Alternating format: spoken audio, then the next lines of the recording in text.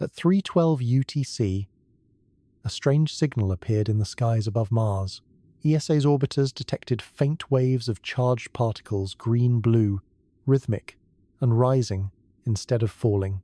When scientists traced the direction of those particles, they found something unexpected. The trajectory aligned perfectly with the recent path of 3I Atlas, the interstellar object that passed near Mars only months ago. It wasn't a random coincidence. For hours, instruments recorded a pattern steady, pulsing, and intelligent in its rhythm. Then, just as suddenly as it appeared, it vanished. No one could explain what force had created it, or why it matched the orbital imprint of 3I Atlas so precisely. Before we continue, like this video to support deeper space investigations like this one. Comment where you're watching from and what exact time it is.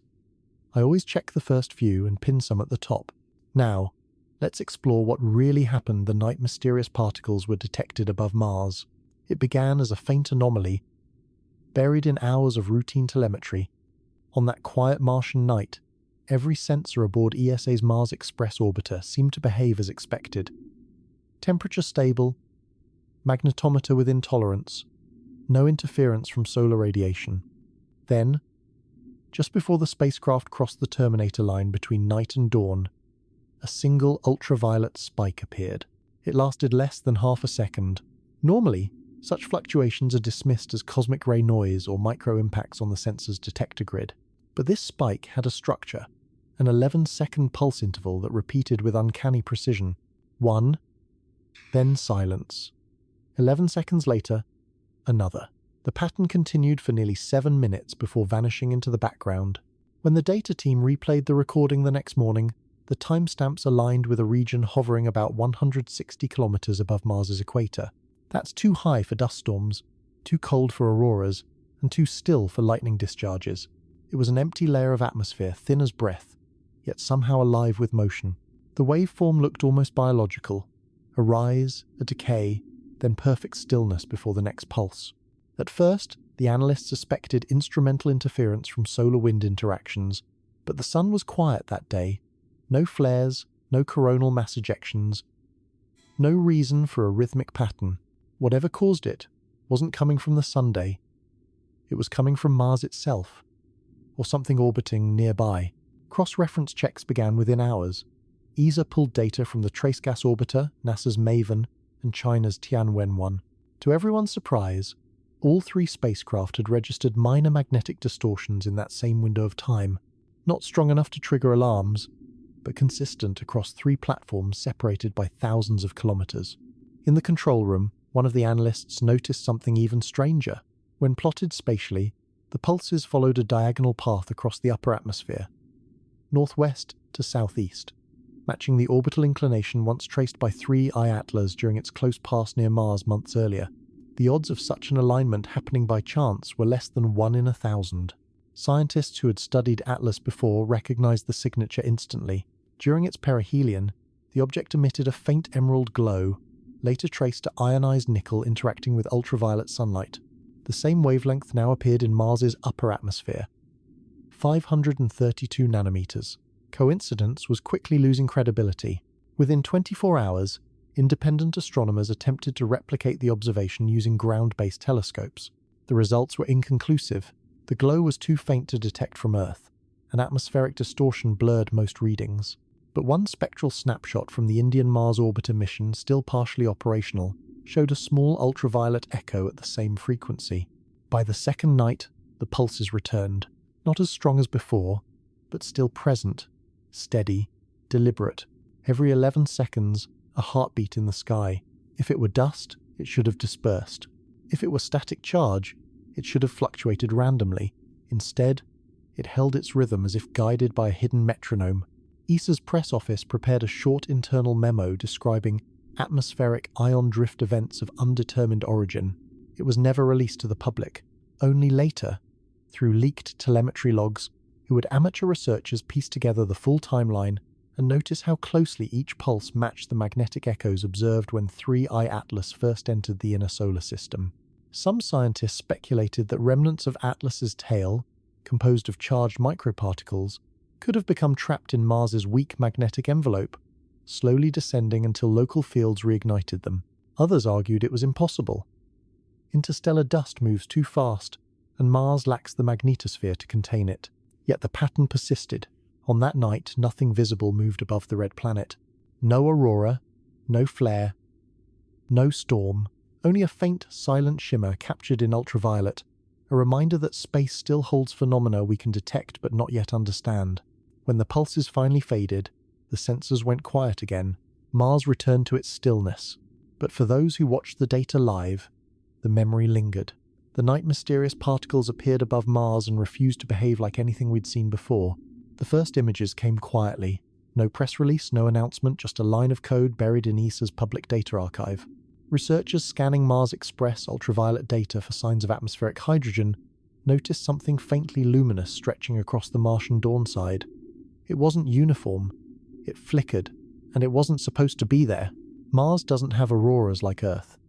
Its global magnetic field collapsed billions of years ago, leaving only patchy magnetic bubbles frozen into sections of crust.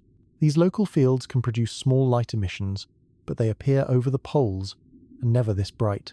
This one stretched along the equator, glowing faintly in a wavelength no known process could explain. The glow existed only in ultraviolet, invisible to human eyes. When translated into visible light data, it would have appeared as a soft cyan haze, almost alive, rippling with energy. The most striking feature wasn't its brightness, but its consistency. Every 11 seconds, a subtle pulse, each one perfectly timed, repeating over several orbits. At first, engineers assumed a calibration error. ESA even ran diagnostics to check for pixel drift or electronic crosstalk in the imaging sensor. Nothing. The system was clean. The glow wasn't an artifact, it was real. To understand what could cause it, scientists turned to spectroscopy. By splitting the light into its component wavelengths, they found a distinct emission line, 532 nanometers, the same green spectral signature previously recorded in the coma of 3I Atlas. The realization hit like a quiet shock. Months earlier, as 3I Atlas skimmed through the inner solar system, telescopes around the world noticed its strange color, an unnatural green hue that didn't fade, even when far from the sunday. At the time, researchers attributed it to diatomic carbon interacting with ultraviolet radiation. But the ratio was wrong. The glow was too stable, too focused. Now, with Mars showing the same spectral line long after the object had departed, the old explanation no longer fit. If the particles detected above Mars were remnants of 3I Atlas, it meant those fragments had survived months in interplanetary space, travelled millions of kilometers, and somehow gathered into a stable cluster within the planet's weak exosphere. No comet tail behaves that way. Dust disperses. Ice evaporates. Radiation tears molecules apart. Yet the glow persisted soft, rhythmic, and mathematically clean. Then came the altitude data. The emissions weren't coming from Mars's surface or from space. They originated roughly 170 kilometers above it.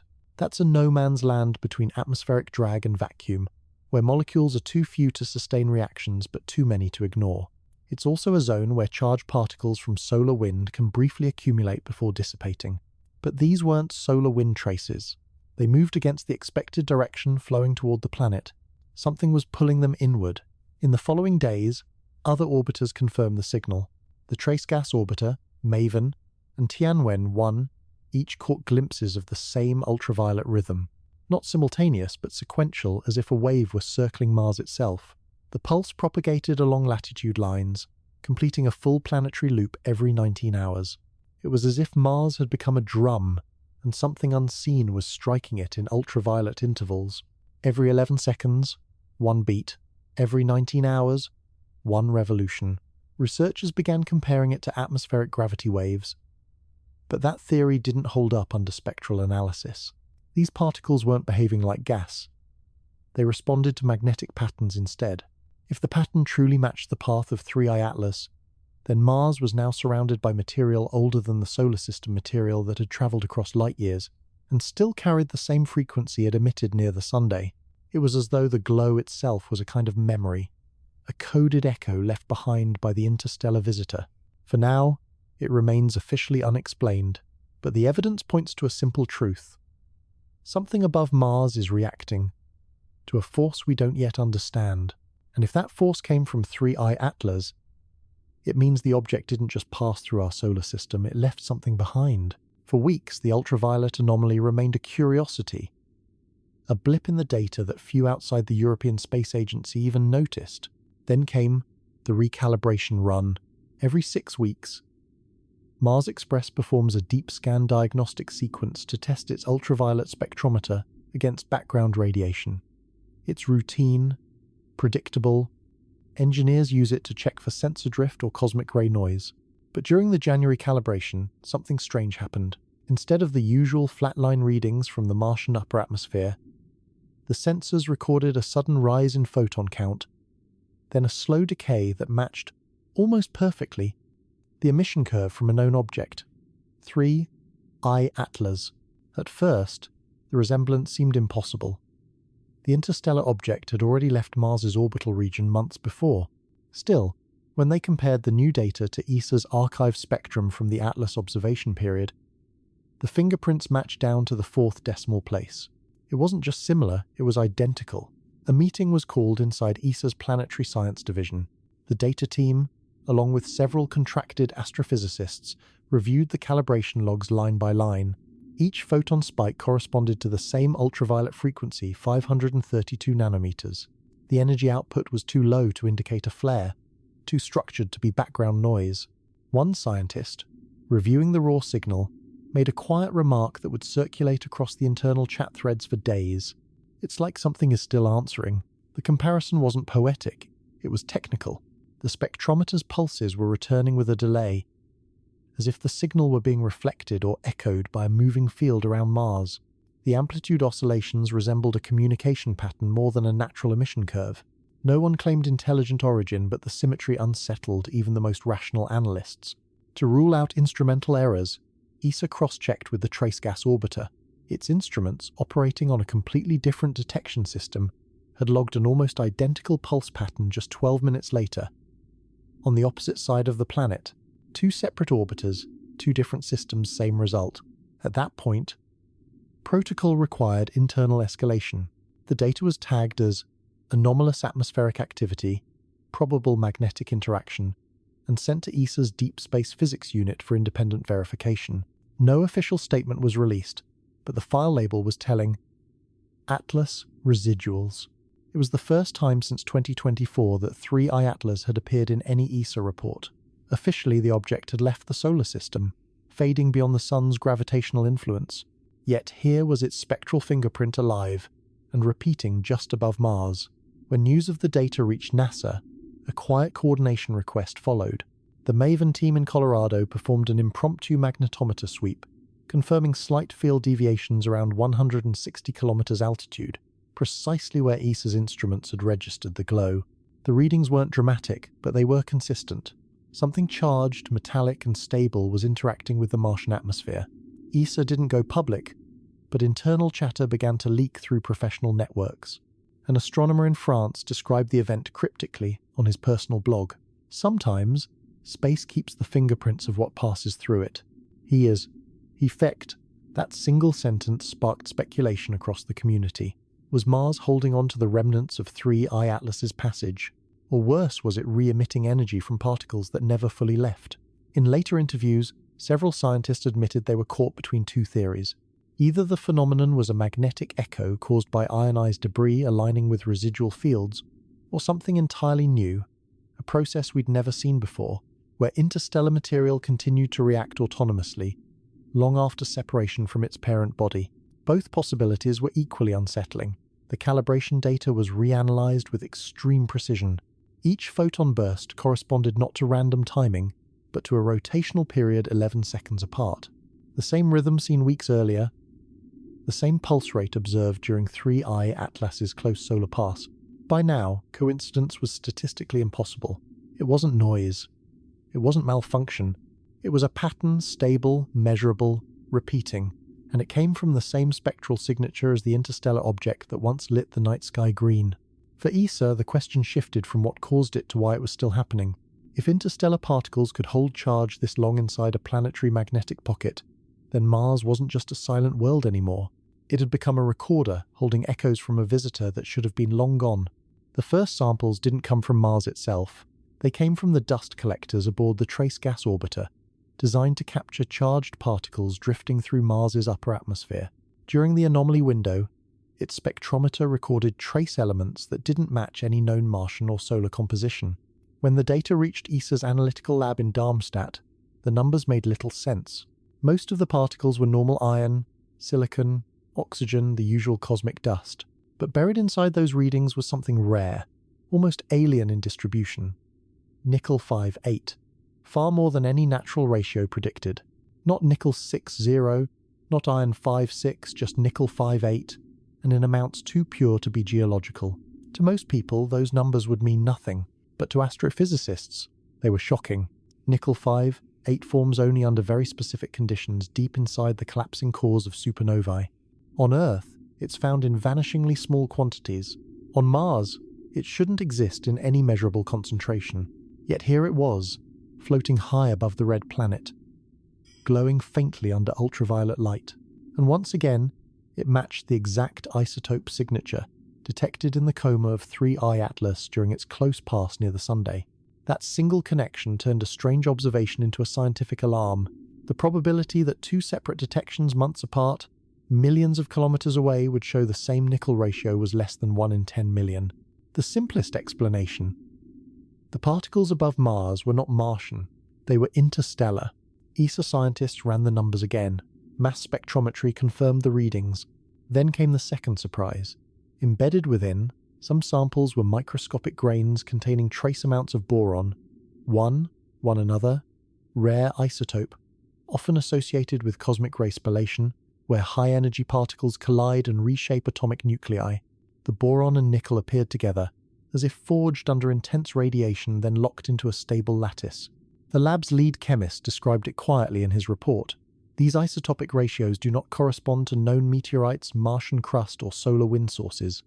They appear artificially preserved. Artificially preserved, two words that triggered a chain of internal reviews, each more cautious than the last. Was it contamination? Instrumental error? Or could the particles themselves have formed in an environment so extreme and so distant that our planetary assumptions no longer applied? By now, NASA's MAVEN team had joined the analysis, cross-referencing their own data logs from the same orbit window. They too had detected faint metallic ions in the same region, moving at velocities inconsistent with Martian escape patterns. Whatever these particles were, they didn't behave like dust. They behaved like something magnetically charged, perhaps guided, perhaps decaying. The isotope ratios told a story of deep cosmic origin. Nickel 5-8 implies a source older than the solar system.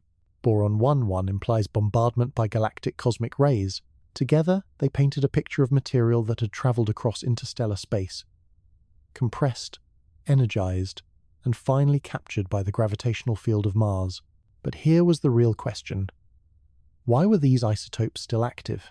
Their emission lines pulsed faintly, as though still radiating residual energy. When scientists plotted their activity against time, they noticed an 11-second modulation, the same rhythm observed in the ultraviolet glow. Every 11 seconds, a slight uptick in photon release. Not random decay, but coordinated behavior, as if something was synchronizing these particles. In one internal meeting, a physicist compared the data to nuclear metronomes, pulsing in unison long after the orchestra had left. Others dismissed it as a coincidence of sampling intervals, but no amount of skepticism erased the fact that the particles' origin and frequency matched those of 3I Atlas exactly.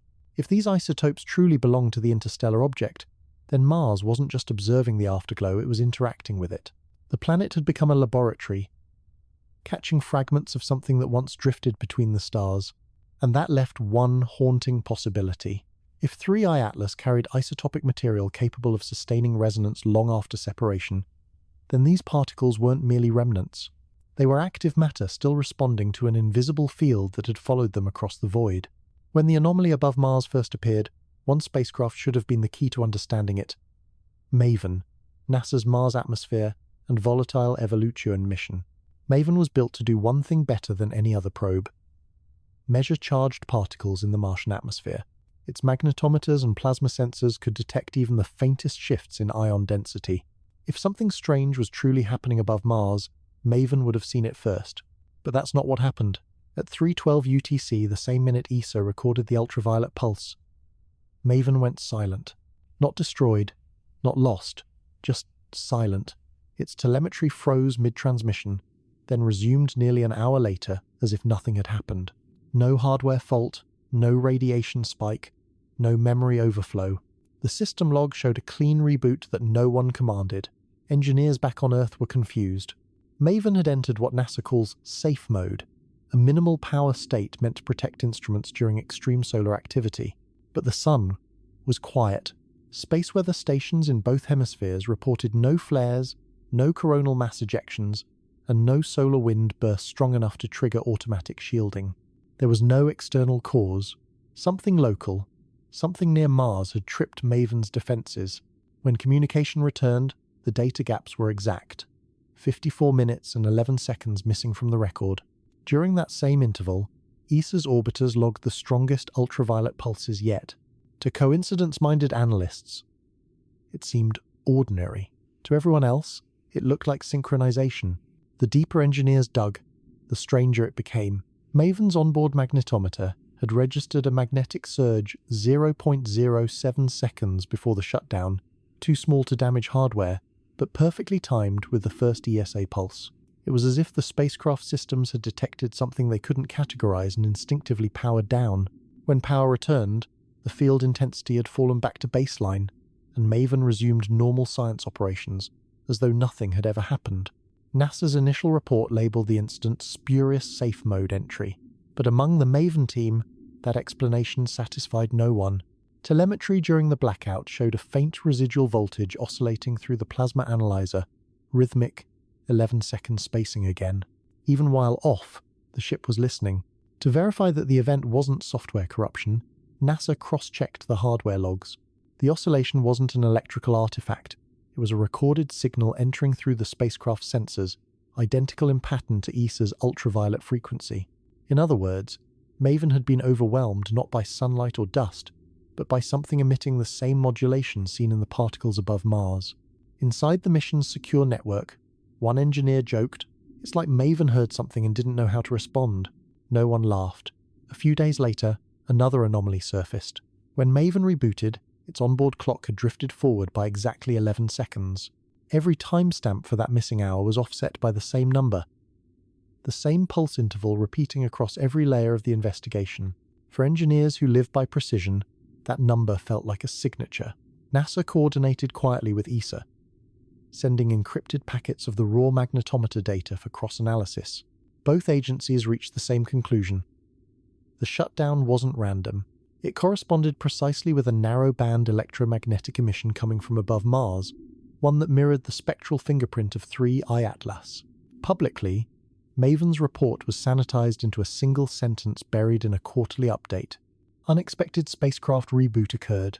No lasting effects observed. Privately, scientists marked it as one of the most curious synchronization events in orbital history.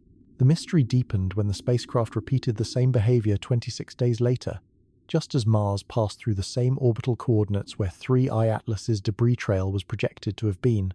Another silent reset, another data gap, another perfect 11-second pulse recorded just before power returned. By then, no one on the Maven team believed it was coincidence. Whatever hovered above Mars wasn't just visible light or static charge, it was electromagnetic structure, organized and self-repeating, capable of interacting with spacecraft hardware. And in that moment of silence, for 54 minutes and 11 seconds, it seemed as though something had reached back. Maven's silence didn't mark the end of the investigation. It marked the moment scientists began to ask a harder question. Was the object that left the signature 3I Atlas still influencing Mars from beyond the visible sky? When communications from Maven finally stabilized, analysts expected to find a jumble of corrupted numbers, static, random noise, maybe a few missing packets. Instead, they found movement. A thin stream of charged particles had been recorded in the final seconds before the spacecraft went dark. They weren't drifting outward from Mars, as solar wind models predicted. They were moving inward against every known law of planetary aerodynamics. On any normal day, the solar wind pushes dust, ions, and magnetic field lines away from the Sun, carrying them past planets like invisible tides. Mars, lacking a global magnetic field, usually receives that flow head-on. Particles enter its thin atmosphere, scatter, and escape again into space. But these didn't escape. They slowed, turned, and began to fall back toward the planet, as if some unseen force were drawing them in. At first, the numbers looked like a calibration error. The data stream showed negative velocity vectors impossible under solar wind pressure. The telemetry team ran 3 separate verification scripts, but every output told the same story. The charged particles had reversed course. To visualize the event, scientists built a 3D reconstruction from MAVEN's magnetometer readings. It revealed something startling: a narrow column of plasma spiraling downward through Mars's upper atmosphere, rotating clockwise, holding cohesion for more than 40 minutes before dissipating. Its origin point sat directly above the equatorial region where ESA had mapped the ultraviolet pulses. It wasn't a storm, it wasn't a jet, it was a corridor thin, ordered, electromagnetic. When NASA compared the direction of spin to solar magnetic field data, the orientation didn't match any solar current sheet. It was independent, almost self-contained, as if the column were generating its own field. That's when one researcher noticed a familiar number embedded in the telemetry. The rotation frequency, 11 seconds per cycle, the same rhythm again, the same heartbeat traced from the very first ultraviolet flashes to the strange reboot of MAVEN. In a closed technical briefing, a plasma physicist from the University of Colorado proposed a daring interpretation. Perhaps, he said, the particles weren't defying physics at all.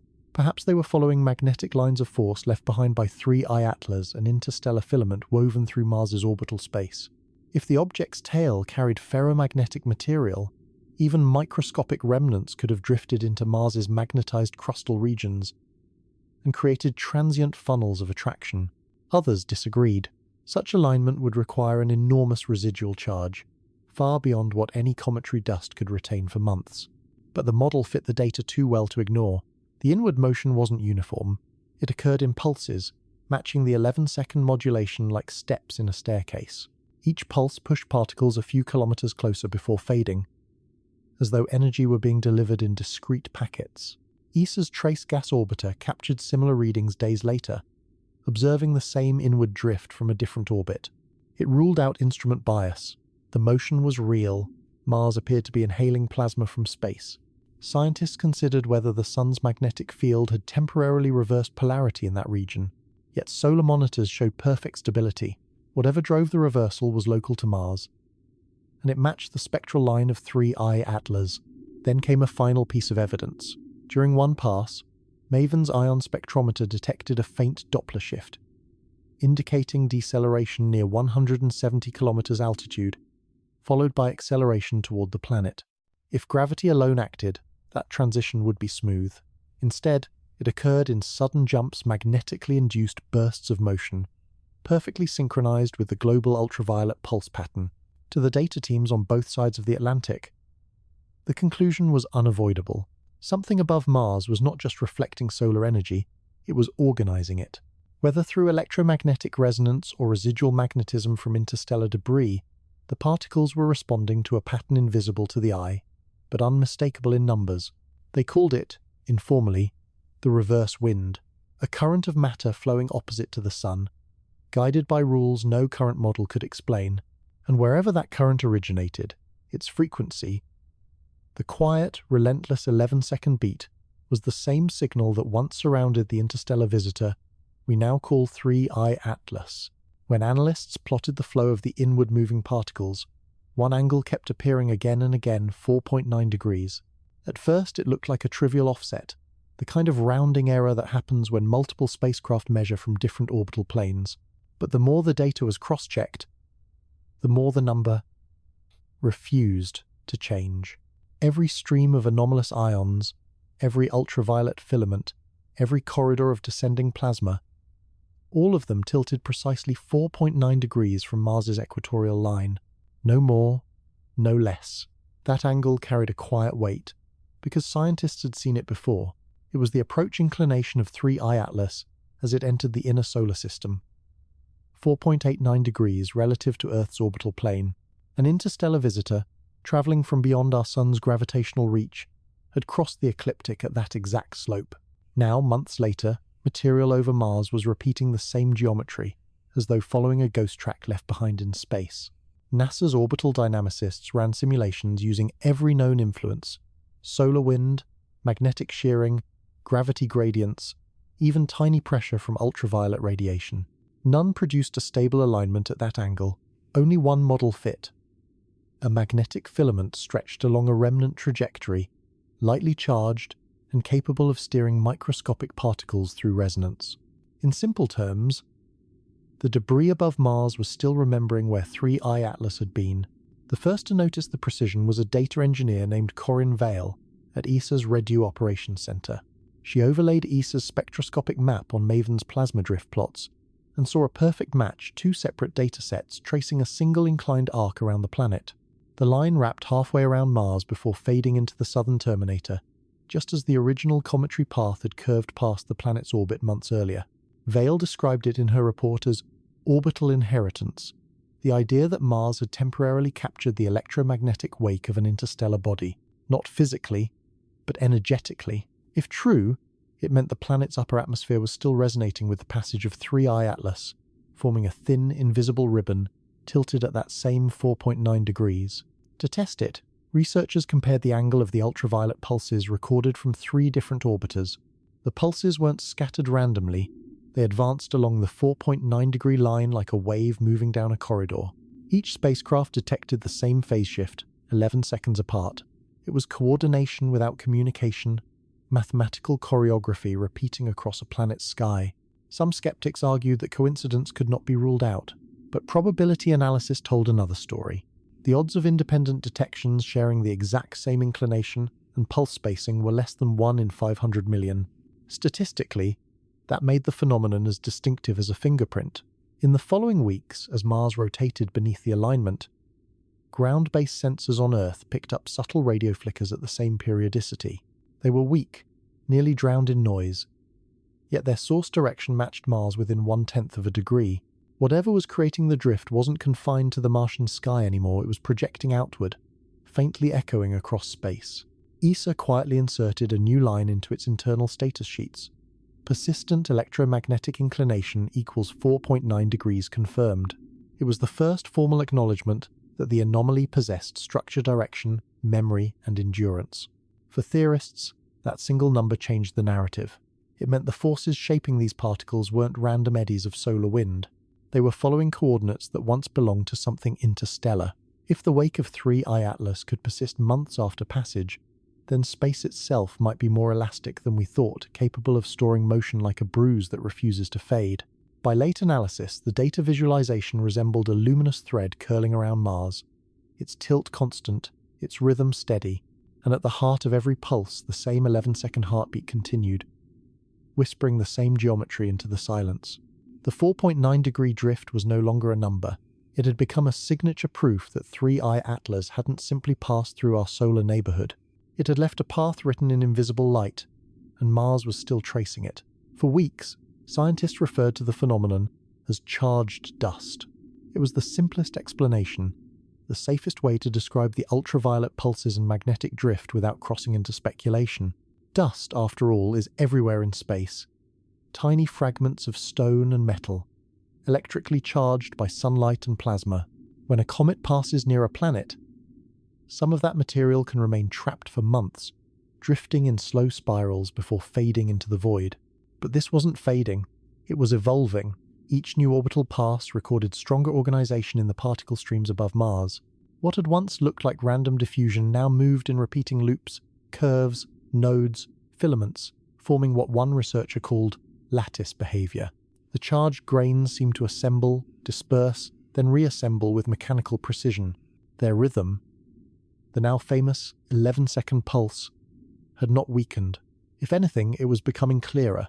At ESA's Operations Center, analysts overlaid every pulse map from the previous 40 days. The result was unsettling. The pulses formed concentric rings tilted at exactly 4.9 degrees, the same inclination as the 3I Atlas trajectory. Each ring expanded, then contracted, like the breathing of a geometric organism. The word intelligent first appeared in an internal message between two plasma physicists reviewing the simulation output. One of them wrote, almost jokingly, "If this were artificial, we'd be calling it communication." His colleague replied only, "Then maybe we should treat it like one." The conversation leaked weeks later, sparking quiet debate across the scientific community. No one seriously believed the particles were sentient, but the data looked too structured to ignore. The timing was exact. The spacing between the pulses followed a logarithmic progression, consistent with resonance systems used in engineered antennas. Even the magnetic intensities peaked in prime number intervals, a pattern more common in design modulation than in nature. NASA's MAVEN team attempted to model the formation as a natural plasma resonance. They simulated millions of dust grains under solar pressure, electromagnetic drift, and gravitational constraints. None of the runs produced the observed precision. In every test, the dust clouds scattered randomly after a few hours. Only when an external oscillating field was added one tune to 0.09 Hz. The frequency of the 11-second cycle did the system stabilize and recreate the observed geometry. Something, somewhere, was driving the pulse. Still, the official stance remained cautious. ESA's interim report described the phenomenon as coherent ion resonance.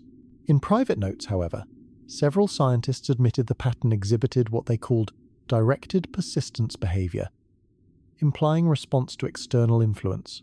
The question no one could answer was, to what? If the source was 3I Atlas, the implications were enormous. It would mean the object had emitted a field or signal capable of self-sustaining organization long after physical contact, a kind of residual command structure encoded in charged dust. Not intelligent in the biological sense, but informational, like the afterimage of a program still running on invisible hardware. Spectral analysis added more intrigue. Within the ultraviolet glow, tiny shifts appeared at consistent intervals, micromodulations too precise for random fluctuation. When converted into audio range for easier study, the pattern produced a rising harmonic tone that repeated every 231 seconds. To the human ear, it sounded like a slow digital heartbeat. Was it a coincidence? Perhaps, but in the data visualization labs, the sound echoed through speakers as scientists stared at the looping rings of light orbiting Mars. Every 11 seconds, the beat returned, steady, measured, mathematical. No one claimed it was a signal, no one dared, yet in the silence of the control room, the distinction between natural rhythm and deliberate design began to blur. For the first time, the phrase intelligent pattern appeared in the meeting transcripts. Dust can drift, dust can glow, but dust does not organize itself into geometry, maintain timing across hemispheres, and hum in harmonic sequence unless something is guiding it. And so the question grew heavier with each orbit. Were these truly just remnants of interstellar dust? Or had Mars become the stage for something far more deliberate? A silent pattern still whispering in the frequency of 3I Atlas? Color was the final clue, the one detail that turned speculation into something measurable. When the first ultraviolet pulses were translated into visible light data, analysts noticed a narrow emission band hovering near 532 nanometers. That wavelength corresponds to a green hue, bright but not fluorescent, identical to the spectral signature, once recorded from 3I Atlas as it skimmed the Sunday. At first, the coincidence felt superficial. Many natural processes emit green light, diatomic carbon in comets, auroras near magnetic poles, even oxygen ionization in high-altitude atmospheres. But Mars has no global magnetosphere, no oxygen density high enough to glow, and no reason at all to shine at 532 nanometers. The planet's atmosphere should scatter red and blue, never green. ESA's spectrometer team spent days isolating the line from background noise. They ruled out instrument reflection, cosmic ray impacts, and electronic ghosting. Still, the color persisted, precise to 3 decimal places. When overlaid on archival spectra from 3I Atlas's perihelion, the graphs aligned perfectly. The peaks, the shoulders, even the faint sidebands all matched. To understand how unusual this was, imagine 2 fingerprints separated by millions of kilometers and months of time, yet sharing every ridge and swirl. That's how exact the comparison looked. The discovery revived an old puzzle from the comet's earlier observation period. Back then, scientists could not explain why the interstellar object maintained a pure green emission even when cooling far from the Sunday. Typical carbon emissions fade quickly as molecules dissociate. 3. I-Atlas didn't fade. It stabilized. Now, Mars was glowing in the same spectral tone, as though that stabilization had been transferred. When NASA's MAVEN team examined its own optical sensors, they found faint traces of the same wavelength embedded in plasma readings from the previous week. It wasn't a trick of light. It was a recurring energy transition, electrons jumping between atomic states in perfect synchrony, with a frequency first recorded around an object that shouldn't have left anything behind. ESA's internal memo used careful phrasing: spectral persistence observed at 532 nanometers plus or minus 0.2. Origin undetermined. Temporal modulation 11 seconds confirmed. That modulation again, the steady pulse repeating like a clock hidden inside the color itself. When converted into a waveform, the signal showed microfluctuations corresponding to the same 11-second rhythm seen in the magnetic field data. In effect, the light was breathing in step with the particles above Mars. Spectroscopists proposed several hypotheses. One suggested that metallic dust containing nickel and carbon could produce the line if continuously reionized by cosmic rays. Another argued that a standing electromagnetic wave, trapped between Mars's surface and the solar wind boundary, might amplify residual emissions left by interstellar material. But both explanations required an improbable degree of stability. Even in laboratory plasma chambers, maintaining such coherence for minutes is difficult. Here it had lasted for weeks. The longer the instruments watched, the stranger it became. The green wavelength didn't just flicker, it migrated slightly with each Martian dawn, shifting by tiny fractions of a nanometer, as if responding to sunlight angles or planetary rotation. Plotting the drift revealed a sinusoidal curve exactly matching Mars's 24-hour cycle. It behaved like a system synchronized to daylight, yet it existed far above the point where sunlight could directly energize it. To visualize the phenomenon, scientists generated false color maps. In those images, thin, luminous arcs circled Mars like glowing rings of emerald mist.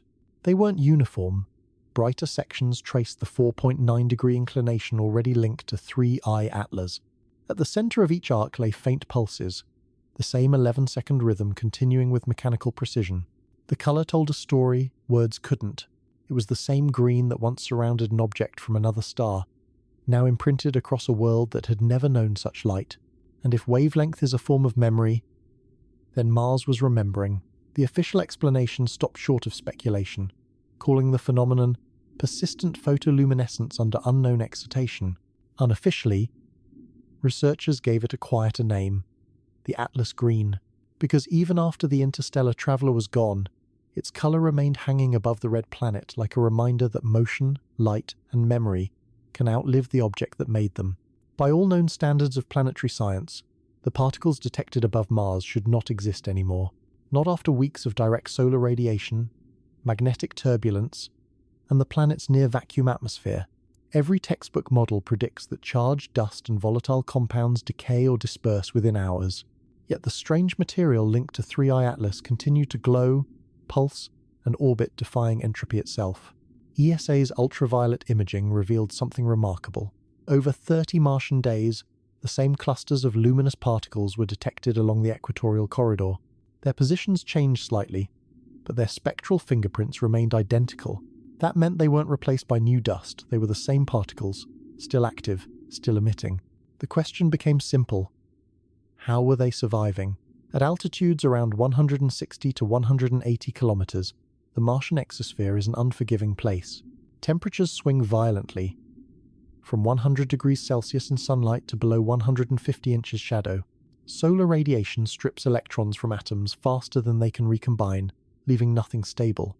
Under such extremes, even metal ions decay within hours, but these particles measured in nanometers remained coherent for weeks. ESA's plasma physicists started calling them stasis grains. When computer models simulated their structure, using the known nickel-5-8 ratio from earlier isotope data, something interesting happened. The grains formed self-shielding shells. Each shell generated a weak but measurable magnetic moment, strong enough to repel incoming ions and deflect solar wind. In other words, the particles were creating their own protection field. If true, it meant they were not ordinary dust. They were engineered by nature at an atomic level to resist decay. No natural Martian process could replicate that configuration. Only the extreme compression and radiation exposure of deep interstellar travel could produce it.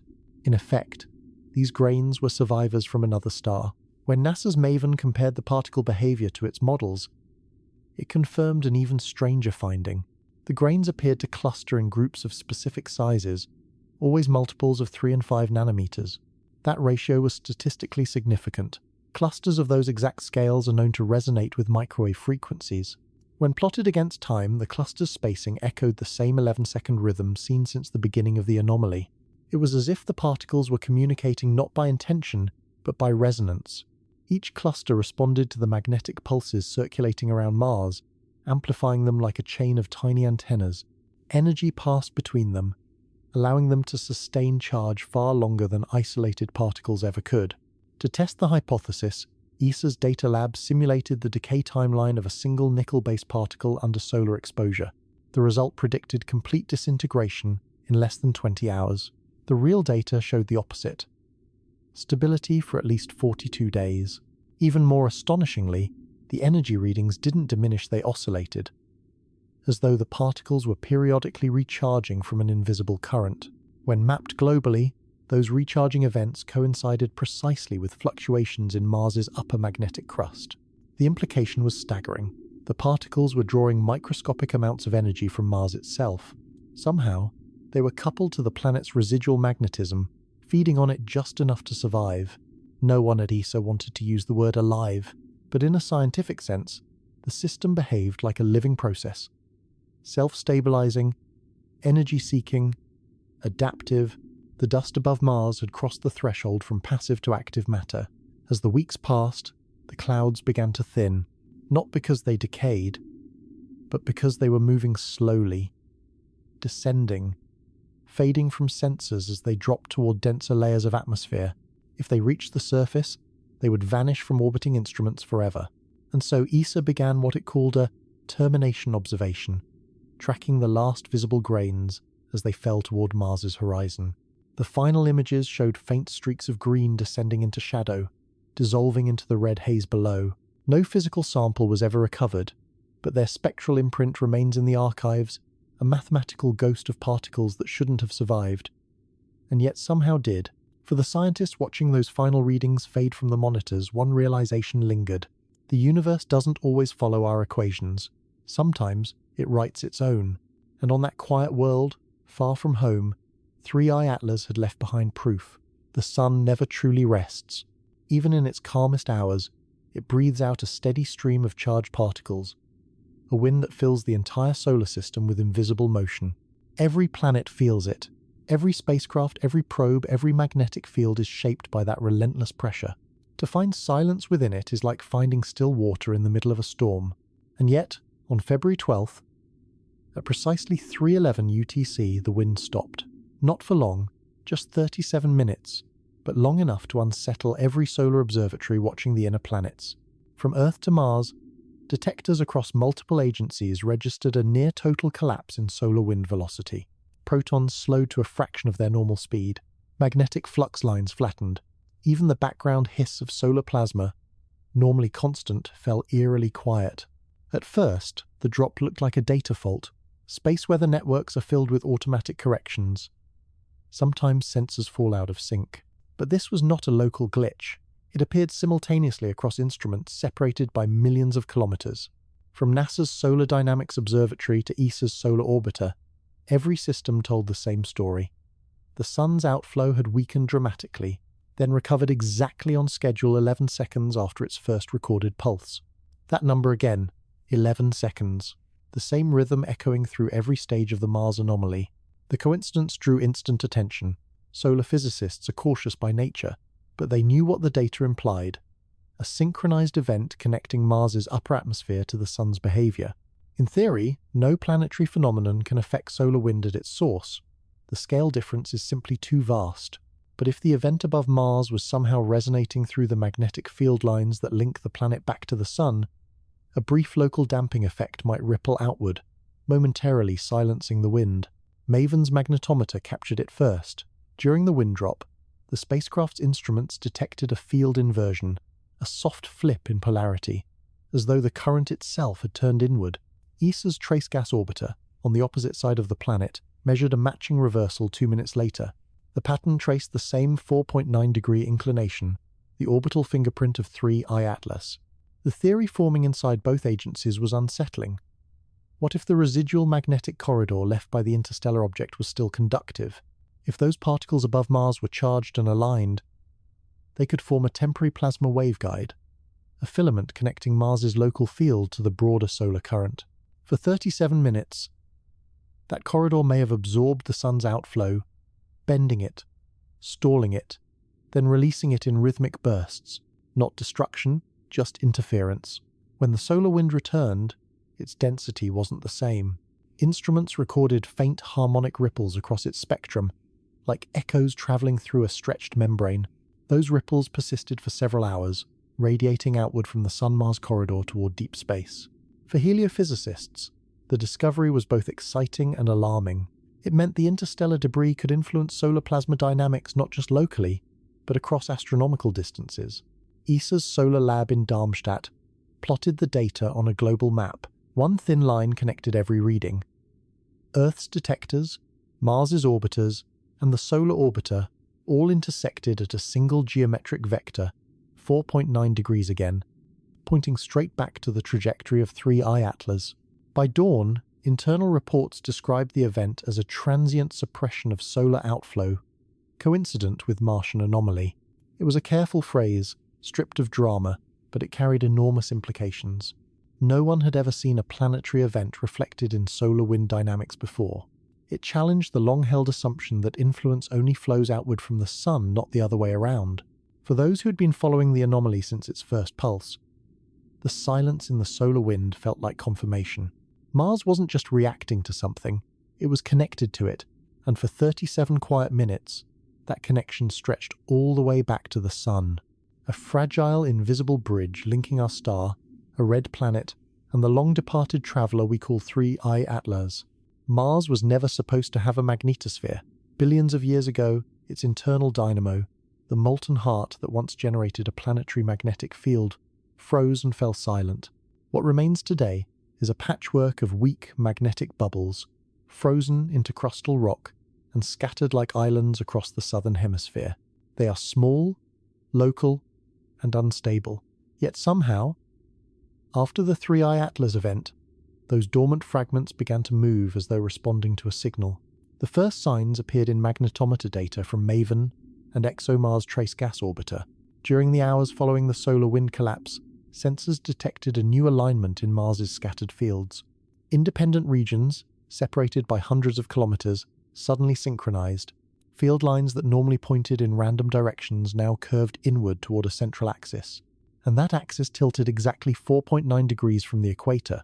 To visualize it, ESA's plasma simulation lab created a composite magnetic map of the planet. When rendered in 3 dimensions, the image looked like a luminous tunnel stretching from the southern highlands into the sky, an arched corridor of invisible current lines that pulsed every 11 seconds. It wasn't solid, but it was organized, as if the magnetic bubbles had linked themselves together to form a continuous channel.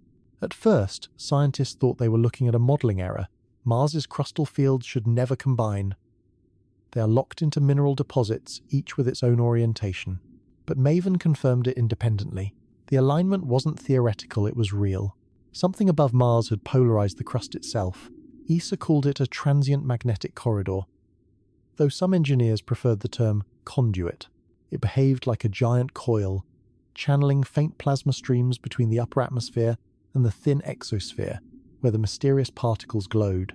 Every time the ultraviolet pulses intensified, current flowed through the corridor, rippling across the southern hemisphere like a slow-moving aurora invisible to human eyes. What powered it remained a mystery.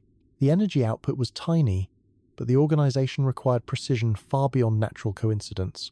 To maintain coherence, each magnetic bubble had to flip orientation within milliseconds, an impossible feat without a unifying driver. And yet, that driver existed. The pulse, the same 11-second signal seen in light, motion, and even solar wind now appeared as a magnetic heartbeat within the planet itself. When the readings were plotted against time, a clear feedback pattern emerged. Each pulse began above Mars, descended through the corridor, and reflected back upward like an echo travelling through a tunnel. That resonance kept the structure stable for hours, sometimes days, before it faded again. It was a self-sustaining system, a loop of energy bouncing between sky and surface. NASA's physicists theorized that the corridor might be an electromagnetic ghost left by 3I Atlas's passage. If the interstellar object carried a magnetized tail, even trace remnants could have been captured by Mars's localized crustal fields, anchoring an artificial bridge that still oscillated with residual charge. In that case, Mars wasn't generating the corridor, it was hosting it. But another possibility began to surface. The timing of the magnetic pulses coincided perfectly with minor fluctuations in the solar wind density recorded by the solar orbiter. That suggested two-way coupling. The corridor was not a passive field line. It was transmitting energy back and forth between Mars and the surrounding space. In practical terms, Mars had become a node in a larger electromagnetic network, one stretching along the same 9-degree trajectory traced by the interstellar visitor. ESA's report described it in measured language. Localized magnetic harmonization observed. Correlation with external plasma fields suggests interplanetary feedback loop. Behind the restrained phrasing, the implication was extraordinary. Mars, once magnetically dead, was temporarily alive with current, stitched together by the lingering threads of an object that came from beyond our Sunday. As the pulses weakened, the corridor slowly unraveled, its field lines relaxing into chaos once more. But for a few quiet days, the red planet hummed, invisible to the eye, inaudible to the ear, yet perfectly measured in data, the hum of a world remembering contact with something alien, tracing the last electromagnetic breath of 3I Atlas through corridors that no one expected to exist. When the magnetic corridors first appeared, all attention focused on Mars's equator, where the ultraviolet pulses were strongest. But the next discovery came from the opposite end of the planet, the South Polar region, a landscape of ice, dust, and quiet magnetism. There, faint echoes began to appear in the data reflections, not of light but of field. Maven's magnetometer was the first to register them.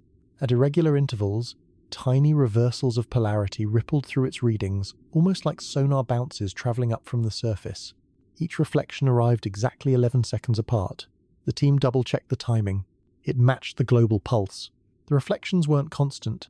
They seemed to flicker whenever the magnetic corridor above the southern hemisphere brightened. This correlation hinted that Mars's crust, rich in magnetized minerals, was acting as a mirror, bouncing the pulses back towards space. In essence, the planet itself was talking back. ESA's plasma visualization team modeled the field behavior, using data from both orbiters. When they reconstructed the geometry, the results were astonishing. An invisible dome formed briefly above the South Pole, shaped by converging magnetic lines. Each incoming pulse from the equator bent downward, struck the dome, and rebounded upward in near-perfect symmetry. It was a planetary echo chamber. To confirm the pattern, NASA compared it with recordings from the solar orbiter positioned millions of kilometers away. During one of the strongest pulse sequences, the orbiter's instruments detected faint modulations in solar wind density, tiny rhythmic ripples synchronized with the Martian reflections. The signal had traveled outward through interplanetary space, faint but measurable, carrying the same frequency. That was when researchers realized what they were seeing wasn't a local glitch, but a global resonance. The planet's poles were reflecting energy back into the heliosphere. For a brief window, Mars had become a transmitter. Physicists at ESA's Deep Space Lab began calling it the polar mirror effect. Every pulse that entered the southern corridor emerged again, altered slightly by the planet's mineral composition. Like light refracted through crystal, the returning wave showed a subtle frequency shift from 0.09 Hz to 0.091 Hz, a variation too small for chance. It meant the reflection wasn't random. Something inside the crust was modifying the signal. To understand how, scientists studied the region's geology. Beneath the polar cap lies a dense layer of basaltic rock formed when Mars's internal core was still active. Those rocks contain pockets of magnetite iron oxide crystals that retain magnetic alignment for billions of years. When charged plasma from the corridor swept across them, the crystals vibrated microscopically, producing electromagnetic echoes. In effect, the stones themselves were humming back. It was an eerie thought, a dead planet whispering through its own magnetized bones. ESA's official log entry for the event read simply, "Localized magnetic reflection observed at 86 degrees S latitude." Amplitude harmonized with upper atmospheric pulse frequency. Unofficially, mission staff began referring to it as the planet's heartbeat. What made the reflections even more remarkable was their persistence after the corridor faded. For several days, long after the visible ultraviolet glow had vanished, the polar mirror continued to send faint rhythmic returns as though the surface itself had memorized the pattern. Each pulse grew weaker, then disappeared entirely, leaving behind only data traces and one haunting conclusion: Mars had recorded the encounter. If the reflections were indeed altered by crustal magnetite, the phase shifts encoded in them might contain direct information about the incoming field, a natural black box record of whatever force 3I Atlas left behind. ESA scientists have since archived those readings for long-term study, calling the dataset Polar Echo A1. Even now, simulations replay the event in slow motion. Invisible waves circling the planet, bending toward the pole, striking ancient rock, and rising back into the thin Martian air. Each reflection carries the same 11-second rhythm, the same faint hue of 532 nanometers, the same memory of motion that began far from this world. For a planet long considered geologically dead, Mars showed a new kind of life, not biological, but electromagnetic. A world of silence briefly spoke, and the sound it made was an echo from the polar edge, a lingering reply to the passing of 3I Atlas. Every discovery reaches a point where data stops feeling comfortable. The ultraviolet pulses, the 4.9-degree drift, the mirrored reflections from Mars's pole, all of it fit into equations, but the combined picture no longer behaved like a natural phenomenon. Privately, many of the scientists working on the 3I Atlas data were drawing the same conclusion. Publicly, none of them dared to write it down. It began as a whispered line inside ESA's internal chat archives. We're not studying an echo, we're studying an instruction. No one knew who typed it first, but the sentiment spread quickly. The field data wasn't just repeating, it was evolving. Each new pulse from Mars showed minute changes in amplitude and spacing, as though the signal were correcting itself. When plotted over time, the corrections converged toward mathematical constants: the golden ratio, the fine structure constant, and several prime number intervals. To the human eye, it looked like a process optimizing its own stability. For weeks, analysts tried to explain it through physics. Could charged dust self-organize through magnetic resonance? Could solar wind harmonics amplify along a natural frequency until equilibrium formed? Every attempt collapsed under its own contradictions. Entropy demanded decay, not improvement. But the signal above Mars was doing the opposite, refining itself with each orbit. In one classified teleconference between ESA and NASA plasma divisions, a senior researcher asked the question no one wanted recorded.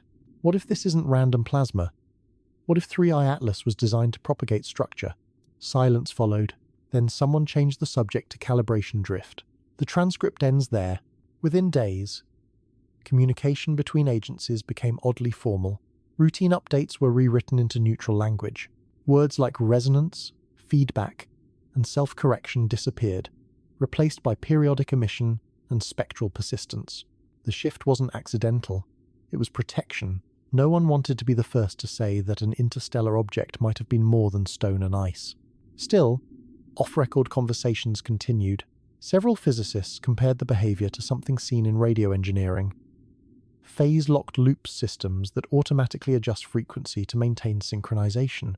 In machines, they're used for communication. In plasma, they shouldn't exist at all. Yet the Martian signal was exhibiting the same dynamics: detecting noise, adjusting amplitude, maintaining coherence. When the pattern was run through audio frequency conversion software, the output resembled an oscillating carrier wave, structured, balanced, and undeniably intentional in rhythm. The resemblance to engineered modulation was impossible to ignore. One engineer from the ESA's signal division reportedly said, "If you gave this to a telecom lab with no context, they'd assume it was a transmission." But that word, transmission, never appeared in official documents. It carried implications that crossed into philosophy, politics, and fear, because if the field was transmitting, then something had built it, or at least understood how to use the laws of magnetism to speak. A smaller group within ESA proposed a more grounded idea. Perhaps the signal wasn't intelligence, but memory, a molecular remnant of 3I Atlas's interstellar environment. In that theory, the object might have acted like a recording medium, freezing electromagnetic patterns from its origin system. As it passed Mars, those patterns reactivated, releasing information through resonance, a cosmic playback of events from another star. But even that explanation raised uncomfortable questions. If it was a recording, who or what made the original imprint? ESA's final summary avoided the topic entirely. It described the phenomenon as a spontaneous plasma coherence event and recommended further study pending resource availability. Privately, team members called it the theory scientists won't discuss, because to discuss it meant acknowledging a possibility that modern science wasn't ready to face. That the universe doesn't just move, it remembers, that matter can carry instruction across light years, and that somewhere within the electromagnetic heartbeat above Mars, a message may already have been delivered. A message from 3I Atlas, still unfolding in a language we haven't yet learned to read. In science, endings are rarely absolute. They fade into pauses, moments of quiet where instruments cool, data archives fill, and human patience becomes the only active force left. That is where the 3I Atlas investigation stands now. Between the known and the waiting. The ultraviolet pulses have vanished. The magnetic corridors dissolved. Mars, for now, has returned to its silence. But every satellite orbiting the planet continues to listen, their sensors tuned to that faint rhythm that once defined the anomaly 11 seconds. Steady and deliberate, the heartbeat of an event that refuses to fully die. ESA's teams still monitor the region daily. Automated scripts scan for any return of 532 nanometer emissions, any flicker of nickel-rich ionization, any new burst of field alignment at 4.9 degrees. Most days, there is nothing. The data scrolls on like static empty, predictable, normal, and then, occasionally, something small shifts. A single pulse, buried in background noise, a weak magnetic echo, too faint to confirm but too perfect to ignore. It's never enough to declare a reappearance, but it keeps the question alive. NASA's MAVEN mission has quietly adjusted its orbit to pass over the original detection zone more frequently. The path change was never announced in press releases, but the logs show an increase in low-latitude passes and targeted magnetometer sweeps. They're watching, just not publicly. No one wants to make the same mistake twice to declare something ordinary, before understanding what it truly is. At ESA's control center in Darmstadt, the 3I Atlas dataset has become almost mythological.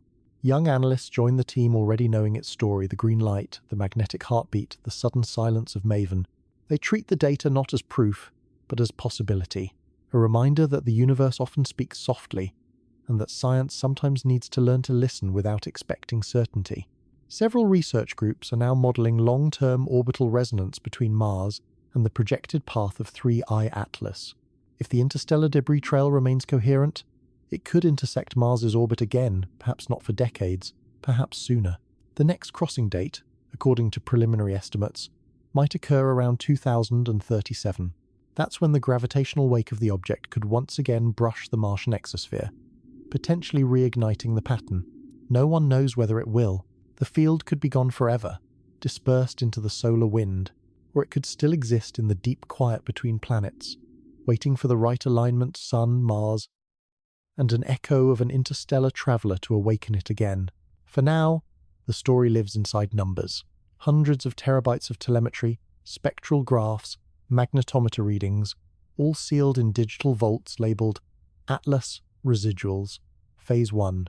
Access is limited, but every few months, someone finds a small irregularity, a forgotten timestamp, a weak harmonic in the noise floor, a pattern that almost fits the old rhythm. Each time, for a few days, curiosity flares again. Then the noise returns, and Mars goes quiet once more. But silence doesn't mean absence. Space has a way of holding on to things we can't yet perceive. Energy lingers. Fields overlap. And every so often, the background hum of the cosmos seems to pause as if listening back. For those who watch the event unfold, the memory remains vivid.